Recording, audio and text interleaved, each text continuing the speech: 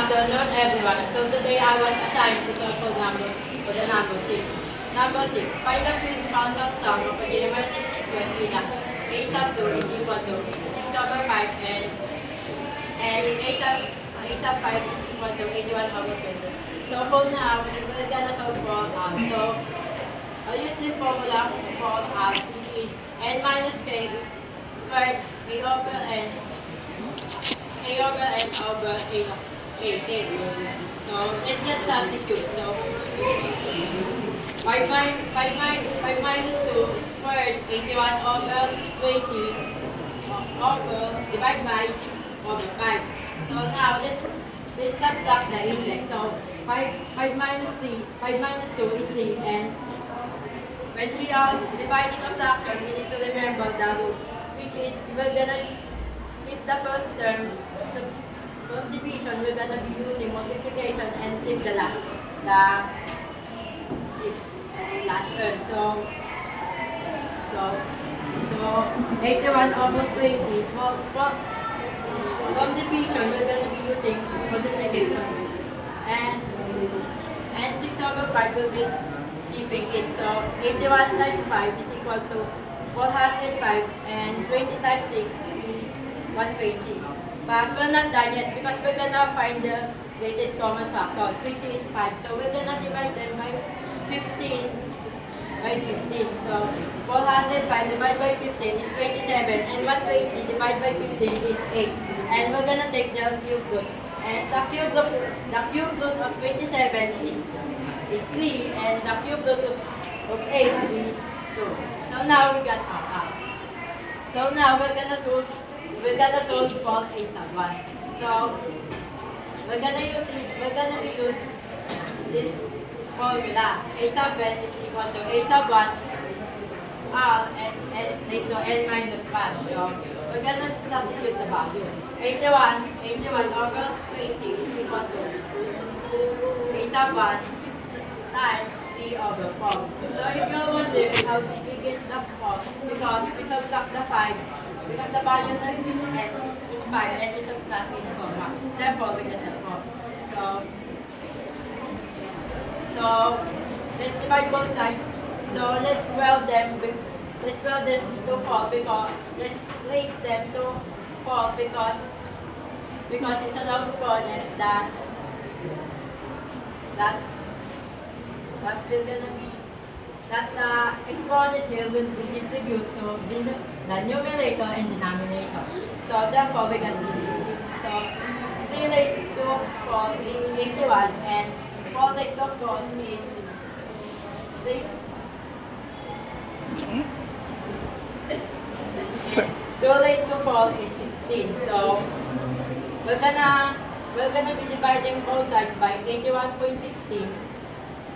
So this will be cancelled, and the a sub 1 will be left on the other side. So again, when we are dividing a fraction, we're gonna be using change it. So 81 over 20 times 16 over 21. So 81 times 16 is 1,296, and 20 times 81 is 620.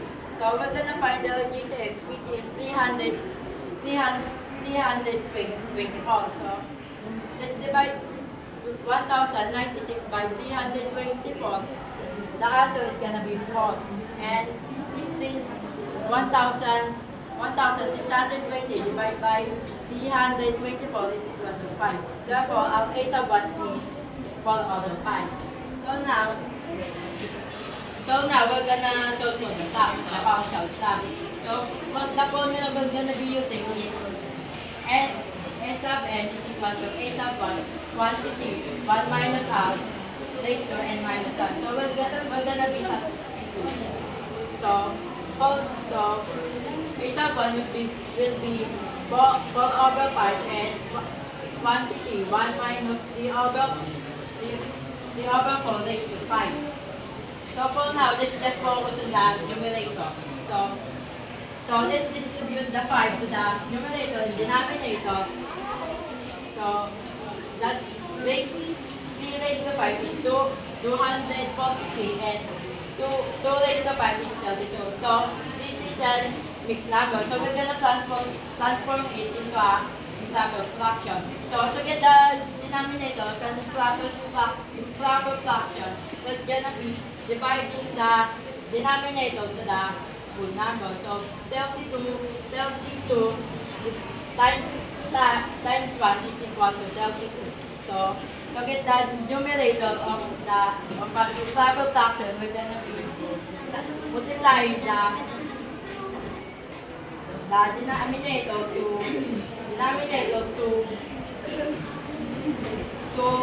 the whole number and adding it to the numerator. So 32 times 1 is equal to 32. So we're gonna be adding this. So 4 over 5 quantity negative 243 plus 32 over 32. So we're gonna be adding it. So we're gonna take the sign of the bigger number. So it will be 211 over 32. So we're gonna be multiplying 4 to negative 211 and 5 to 32. So the 4 times 211 is gonna be equal to 844 and 5 times 32 is equal to 160. So now we're gonna find the GCF, which is 2. So which is 4. So we're gonna be dividing 844 into 4. So that will become 211. And 160 divided by 4 is 40. So now that we got the numerator simplified now, and we're gonna divide that to the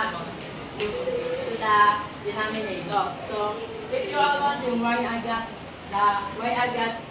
negative 1 over 2, because I transformed the mixed number into a proper fraction. So in order to get the proper fraction, the whole number, we're gonna multiply the denominator to the whole number. So that's gonna be 2 and minus and plus the result to the numerator, which is negative 1. So let's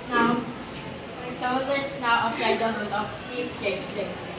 So negative 211 is equal to 4 over 40 times 2 over 1 is equal to, so 211 times 2 is 422. So 440 times 40 is negative 40. So we're gonna be cancelling their signs, which is negative because they are the same. So this is not the final answer yet because we will divide them by the GCF, which is 2. So 422 is divided by 2 is 211, and 40 divided by 2 is 20. Therefore, the partial sum of a geometric sequence with the free partial sum of a geometric sequence is equal to 211 over 20. That's all. Thank you.